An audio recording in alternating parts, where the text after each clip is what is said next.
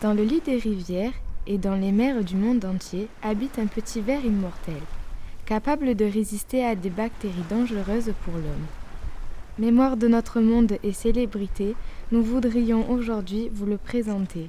À quoi ressemble-t-il ? De loin, on dirait un petit point qui devient un trait, puis un nouveau petit point. On dirait du chewing-gum. De la pâte à modeler. Moi, je trouve qu'il ne ressemble à rien. Mais si, il ressemble à un asticot. On dirait un ver de terre, mais c'est en fait un ver marin. Excusez-moi, je voudrais me présenter. Je m'appelle Dugesia japonica, je fais partie de la famille des vers planaires. Je viens d'Asie, mais cela m'a pris du temps. Je mesure entre 0,2 et 1 cm, et parfois un peu plus. Je me nourris de chair animale, mais aussi de détritus, de champignons et de bactéries. Si on ne me donne pas à manger, je rétrécis. La couleur de ma peau varie, ça peut aller du marron clair au violet, fuchsia ou vert. Je suis née il y a 550 millions d'années, mais en réalité je suis immortelle car je ne peux pas mourir de vieillesse. J'ai 2 super-pouvoirs qui excitent beaucoup la curiosité des scientifiques. Mon système immunitaire qui peut tuer des méchantes bactéries comme celle de la tuberculose et de la légionellose, et ma capacité de régénération. Si on me coupe en 10, on obtient 10 clones de moi-même. Une fois, il y a 2 siècles, le naturaliste Sir John Graham Daley m'a coupé en 279 morceaux et en 15 jours, nous étions 279 vers planaires reconstitués. Je vis maintenant à l'université Aix-Marseille, dans l'unité de recherche sur les maladies infectieuses et tropicales émergentes dans le laboratoire du chercheur Eric Guigaud. Lui et son équipe ont testé 17 bactéries sur moi. Il y avait le staphylocoque doré, la tuberculose, la listériose, la légionellose et la salmonellose. Après 6 à 9 jours, il n'en avait plus. J'avais résisté et je ne suis pas tombée malade.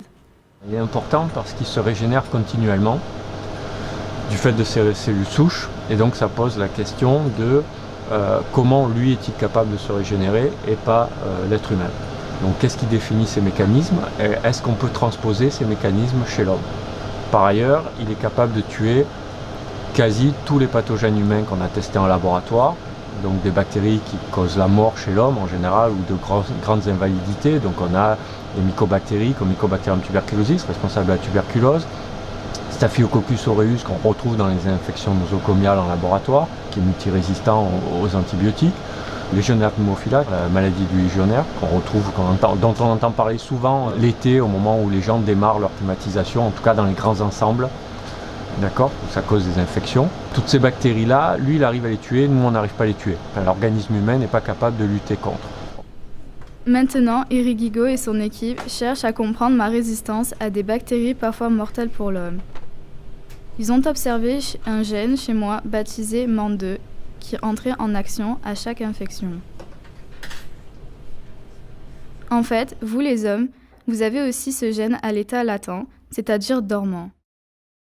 Au rythme des recherches, peut-être arriverez-vous à le réactiver ou le stimuler de manière pharmacologique. Finalement, je suis peut-être un super-héros capable de me régénérer et de tuer de méchantes bactéries pour l'homme. Je pourrais sauver l'humanité et permettre à l'homme d'accéder à l'immortalité. Mais il faut que je vous prévienne, ce n'est quand même pas facile tous les jours d'être immortel.